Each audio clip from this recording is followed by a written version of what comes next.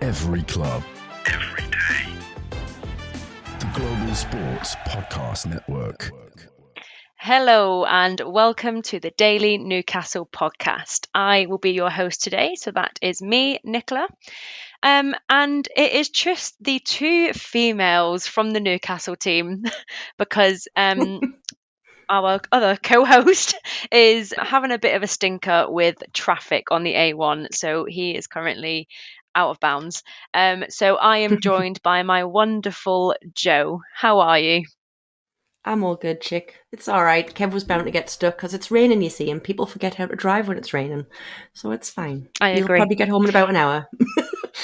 So, Yeah, absolutely. Either that or you looked at the schedule and thought, I'm absolutely not podcasting with those two nut jobs tonight. I mean, there's a fair be that. chance he might actually be sitting home with a cuppa saying stuff you do. Yeah, I agree. He's had enough of us. I mean, I have enough of me on the daily, so let's be honest. Right, let's get into the pod. So we have quite a bit to talk about, actually, because this is our first recording, I think, post-Liverpool game, which I think you were all at, bar me, which is really sad. Was Michael there, was he? So yeah, I think he was. He might have been. Oh, was he? I can't keep up anymore. I can't keep up with this team. No, it's fine. So I thought we can have a sort of a 10-minute chit chat around what we seen yesterday evening on that game. I'm going to kick it off by saying for my marriage, it was probably the best result because we're still talking. And as a neutral, that must have been one hell of a game to watch because there was just goals after goals after goals. But as a Newcastle fan, I am so pleased. I thought we came out so strong, fighting from the get-go.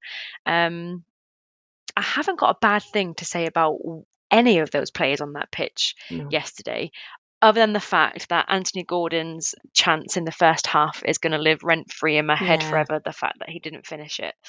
So, how are we feeling, Joe? Obviously, you were at the game, so you know you were there to soak up the atmosphere and watch it in real time. So, how are you feeling? Pretty fantastic. Yeah. It was great. I mean, the lads turned up, the fans turned up. Their fans didn't really turn up, which I was genuinely shocked at because I just expect a lot more, I think, from away fans, and especially Liverpool. They've got a bit of a reputation, but they were quiet, man. I didn't hear much from them until it was 3-2, and then they found their singing voices, but enough about them. It's about us. Nah, we were fantastic. We expected the lads to turn up. We joke all the time about the fact that, you know, they turn up for the big matches, and they turned up. So it's fine. But they turned up in pretty spectacular kind of fashion, I'll be honest. And again, it always works that way, doesn't it? The fans feed off the players feed off the fans. It was a great high-intensity atmosphere is the best way I can describe it. Because people were calling for like an atmosphere like PSG. And don't get me wrong, it wasn't as good as PSG, but that's a far cry for any match to be as good as the PSG one.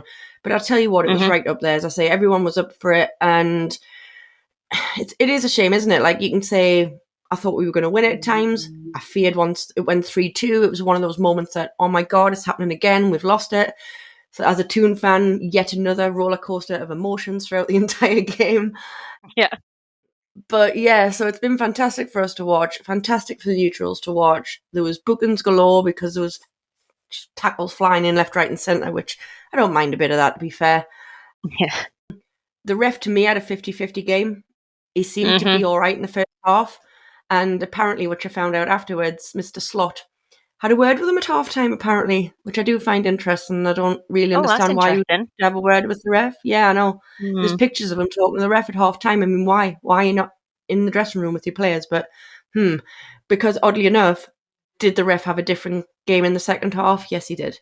But then again, Liverpool came out fighting a lot more in the second half as well, because they had to. They realised that we were absolutely dominating the first half. Slot must have shoved a rocket up their backsides, basically, and they came out and they were firing, which made it an even better game in that sense, because it was just backwards and forwards, up and down, and it really could have went anyway.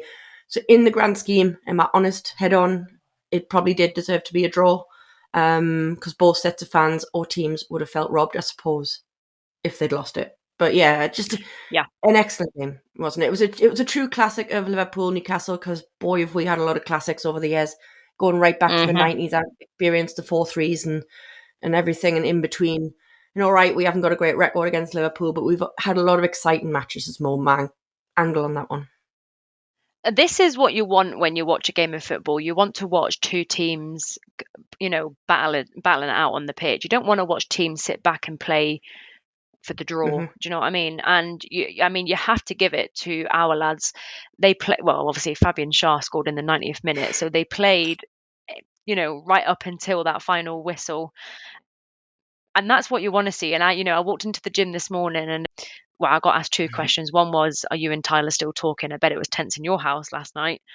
And two, as a neutral, it was just an unbelievable game to watch. Now, I've got to say, we probably look like the first team that have rattled Liverpool a little bit this season, other than, was it Nottingham Forest that beat them? Yeah. Yeah. The Forest were flying at the time as well, weren't they? So, yeah. Absolutely flying at the time, yeah. But I must admit, this is the first time I've watched Liverpool and I thought, you guys weren't expecting us to come out and, we absolutely went for it from the first minute. And I've got to be honest, you can hear the atmosphere through the TV screen last night. I love that. It sounded electric. Was it pretty electric when you're in there?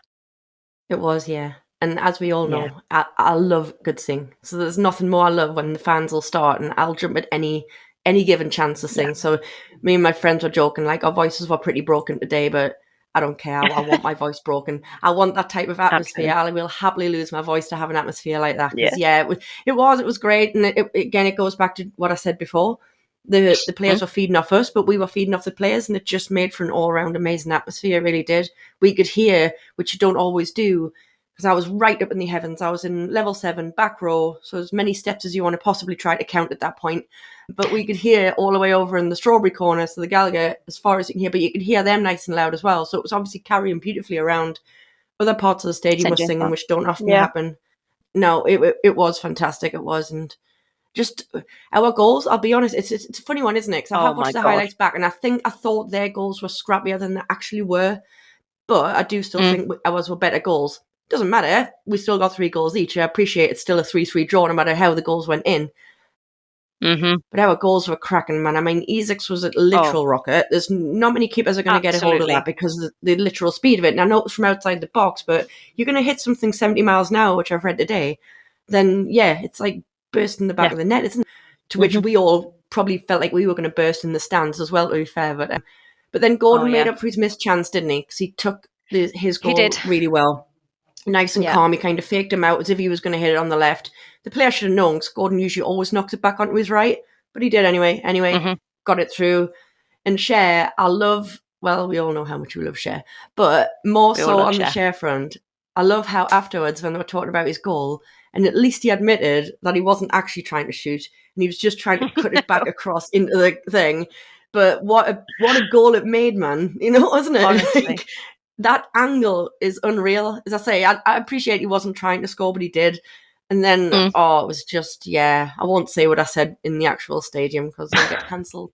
Well, no. I won't say what I sent into many group chats because we'll get cancelled.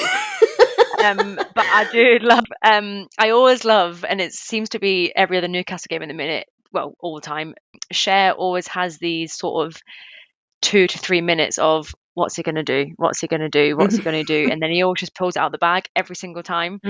Before we finish part 1, I did just want to touch on, I don't think one player deserved any sort of backlash from last night. I thought they all came out and proved themselves. Obviously, my social media has been an absolute roller coaster of emotions this week. There's been so much going on in the Newcastle fan base. It's unbelievable. But there is one player in particular that I would quite like to, I talk about him all the time, just to call out, because I thought I just thought him and Bruno really gelled together on the pitch yesterday. And I just feel like Sandro Tonali really, really had one of his best games in a Newcastle shirt. I've got to be honest. I thought he played unbelievable.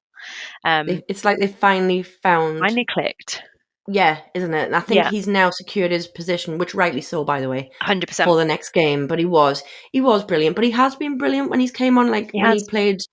It's just them two together, but it finally looked like it clicked. But we've been waiting for that moment, haven't we? We have. It needed to. And we'll see if it carries on. We'll not get too ahead of ourselves, but at the same time, it's lovely to see, isn't it? 100%. Obviously, you you know who I'm going to give a little shout out to, don't you? Because I got so excited in the strawberry when the lineup came out. And my dad the way I went on, my dad was just like, I really thought that Eddie had a massive revelation there and he'd really changed the team up. But I was purely so excited. I was like, I said it. I was like, I called for it. I was like, Eddie got the memo and Murphy's back in. And oh man, when he hit the post and even he was like on his knees and he's just like up at the sky. And I just said to my mates, I was just like, oh man, I just wanted that in so badly. Like, I was just, no, he had a fair few good chances, to be fair. 3 good ones. I've watched the extended highlights back. Good old Murphy. And I forgot about one of them. I remember 2 of them, but I forgot about one of them. Maybe I'm just my overall hyperness, maybe. But he had a game. Bless him. He did a great job coming in. He did. When a lot of people doubt him, that's all. Yeah. Absolutely did. Yeah, I agree with that one. Right, we'll leave the Liverpool review there and we'll go to our first ad, read out by, obviously, Jo, because she's the only one here with me. And then we'll be back for part 2 where we'll have a quick chat about the Brentford game. Cool. Here at Global Sports Podcast Network, we spend a lot of time selecting our delivery platform. Zencastr came out the clear winner. With 4K video recording from your phone and AI editing that automatically removes all those ums and ahs. It's super easy to start a podcast that sounds great and is delivered efficiently. If you're ready to tell your story, check out the link in the show description to learn more about Zencastr. Lovely job, thank you. Cheers. Right, so I suppose we go from one game to the next, and next up is Brentford. So this is this is an interesting game, I think, because it's 9th place versus 10th place. So it's a mid-table clash. 2 teams who are sort of, I'm going to say, in the same kind of form, to be honest. I know, obviously, we've just drew against Liverpool, and Brentford are obviously on the back of they lost 3-1 yesterday to Aston Villa. But overall, season-wise, I think we're having a very similar sort of up and down season. So, as always, let's talk how we think we are going to go into the game, and how we think Eddie. Do you think Eddie's going to change anything? Do you think it will be an unchanged side? Because I'm going to be honest, I cannot believe we gave Liverpool probably one of the best games of the season that I've watched this season, and yet we are struggling against the likes of West Ham, Palace, and I'm just a bit like, come on, we've got to take these games, we've got to take our chances. Yeah. So what are we feeling? Do we think Eddie will remain unchanged, or do we expect to see some other changes going into it? Well, Eddie's kind of renowned for staying unchanged when something's working. And if I'm honest, I completely agree with staying unchanged after the Liverpool game. Nobody deserves to be dropped. Murphy, Tonali, anyone that's came in there does not deserve to be dropped. So as much as we were talking about putting trips in for Tino before the Liverpool game, he then really hasn't done anything wrong to now be dropped, if you know what I mean. So I expect to see an unchanged side. I would like to see an unchanged side as well. So it's not even what I expect. I genuinely want to see that exact same team. What I want to see from the lads now, and we've talked about this multiple times this season, and it hasn't always been a problem for us, but a lot of the time it has, and it's very much a problem for us this season. Again, we've talked about it a million times. We're turning up for the big games. We're not turning up for the so-called smaller games. That's not showing respect to the right teams in that sense, and that's where we're dropping points. It's as simple as that. I don't think it's being entitled. I don't think it's being over-expectant. I think what I do expect, though, from a team of not superstars, but some of them are. A few of them are rated over 100 million. So we've got some big players in that team. I expect them to put in the effort at least. Okay, I don't expect to win every game. I'm not stupid. I'm not deluded. However, I do expect our players to turn up at least. I think it's a bare minimum. You turn up, you try. Okay, I appreciate you're going to try harder in some of the matches. I appreciate your attitude might be different because we're all human, and so are they. But I do expect more from them. So I do expect to see more against Brentford.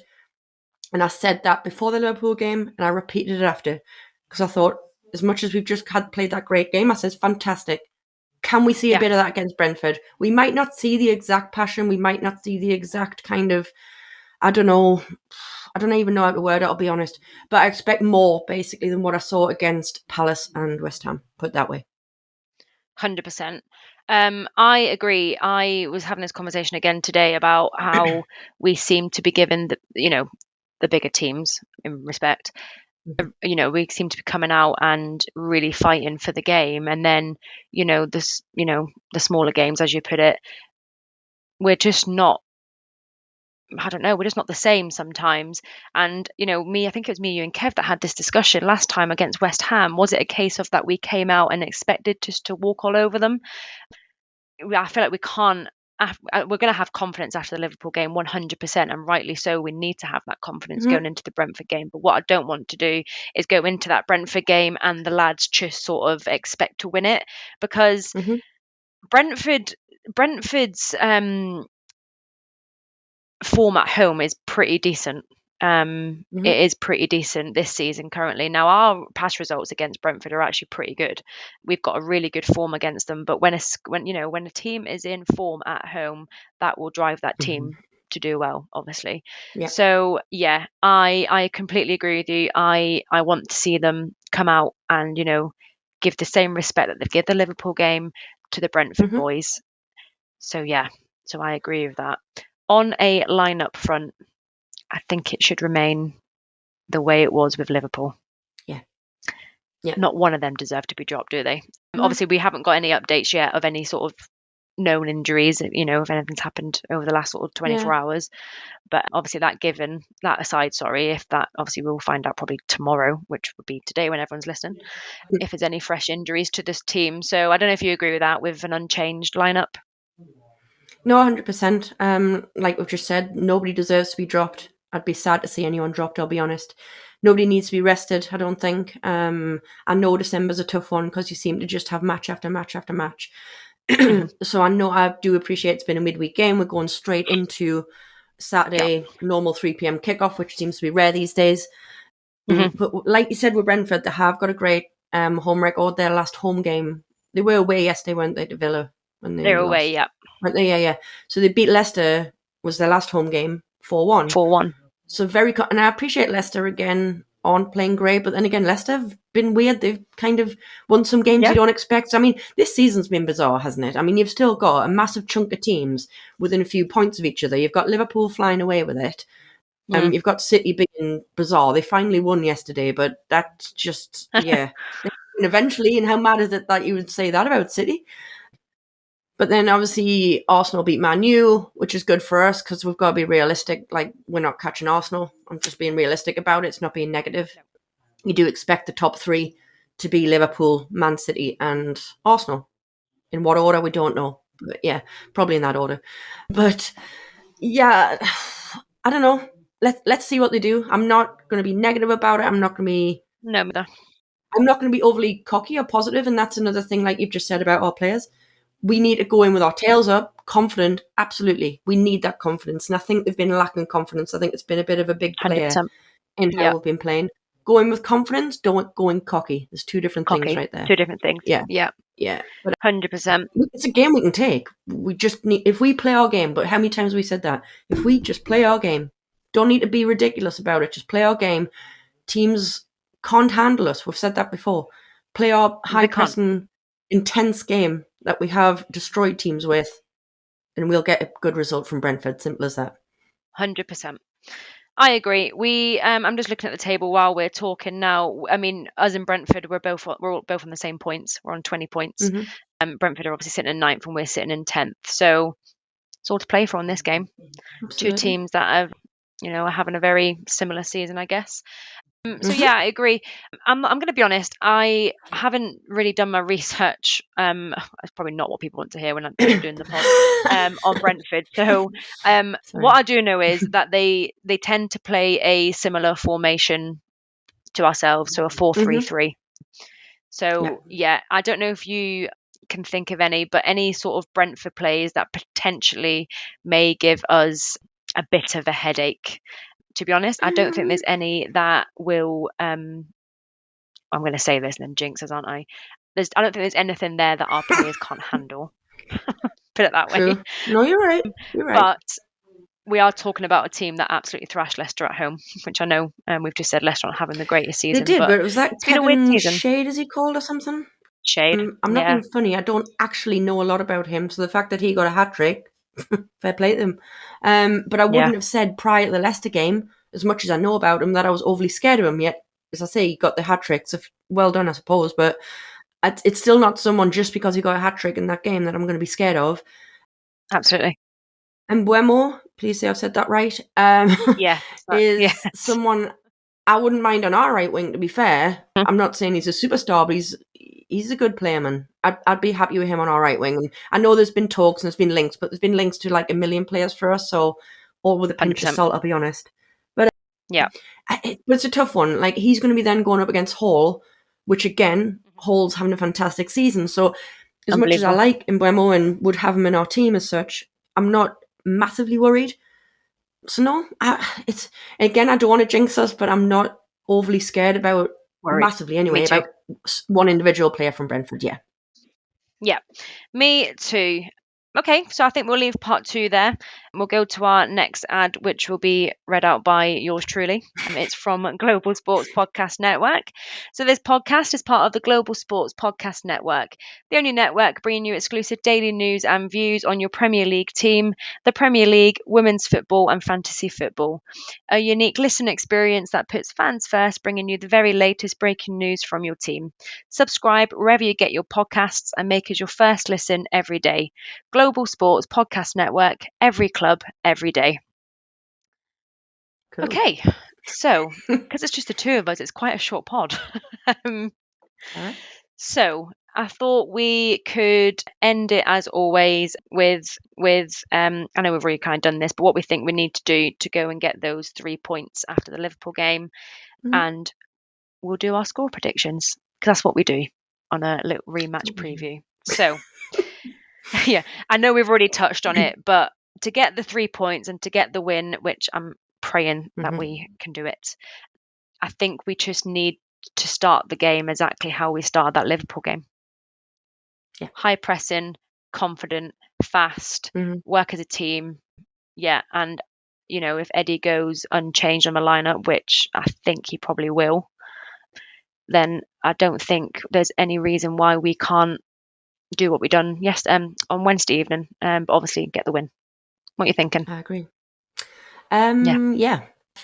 Like we've just said, we're not massively scared of them. Again, hopes it doesn't jinx us. If we can stay solid at the back, which I would like to think we can, which we have, even against Palace, for example, as much as the game didn't go how we wanted it, we did have a good defensive display. So I don't know.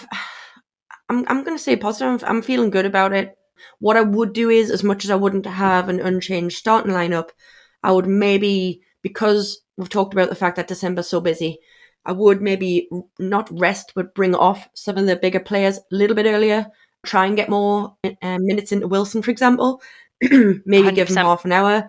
So it's not the fact Yep. that Isak needs to come out off as such. Well, I hope he's all right. He doesn't have to come off. But what I mean is just kind of, use our subs a bit more efficiently and do give them a little bit more of a rest. I don't know. But if we hit them hard and we can start the game well, get some early goals, it gives us that opportunity to play about with the lineup a bit, doesn't it? Yeah, 100%. So yeah, it'll be interesting. So obviously your subs are always dependent on how the game's going so far, anyway, isn't it? And have we got those early goals? Are we not? And are we really just pushing towards the end, which means the subs then get delayed or don't even happen at all sometimes? So we'll just see how it goes. But yeah, hopefully it goes to a way where we can use more subs and get more lads rested a little bit. Yeah, 100%. I agree. It would be nice to get Wilson on the pitch and get him some minutes in the bank before, obviously, he breaks again, because it's going to happen. Weetabix.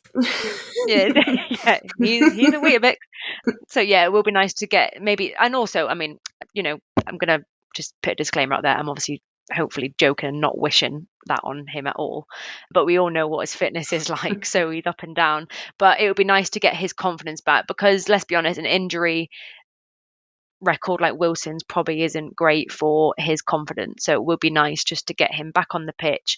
If we're in a comfortable lead, get him on, get him a runabout, and let's get his confidence back up, because when Wilson has his day, he is unstoppable. So Oh, he's brilliant. yeah, Okay, so the final bit is there's just the two of us, so score predictions. What are you Cool. going for? I'm scared. Well, should we input Ian's for him because it's so obvious anyway? So it's like he's here, right? So we can pretend Ian's sitting here. Pretend Ian's Right, chatting. girls. Yeah, we'll. So that's 3-1 from Ian. I'm going for a 3-1. Right. Yeah. I'll predict 3-1 to Newcastle. Yes. So Ian's put his in. Yeah. I don't know what Michael's and Kev's would be, to be fair, so that we can't even guess on that one because they do change it up a bit. I'm gonna I think go Kev for. will go wild. You reckon? I think he'll go for like a 4-0. Yeah. Yeah, I mean, he predicted a 4-0 v Palace, didn't he? Was it Palace he predicted a 4-0? I think it was because we all went nuts for Palace, didn't we? I think I said 3-0. You said 4-1 or something. Yeah, it all went wrong. I did, yeah. It went deep wrong, yeah. It did. So we'll pretend Kev said 4-0. I'm going to go positive but a little more reserved. I'm going to go 2-0. 2-0. I was going to go 2-1. Even more reserved, but still a win. I'm not sure what Michael would go for. I'm going to guess for Michael. I'll say that Michael's going to go for a 1-0 Newcastle. Just a little 1-0.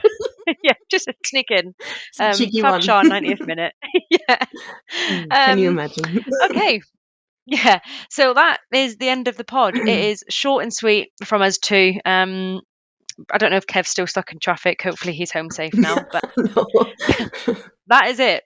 So that is the end of the pod. We will be back on Monday with a brand new episode, which will be the Brentford review game. So let's hope we are recording after a win. So thank you all for listening, and we will be back on Monday. Every club, every day. The Global Sports Podcast Network.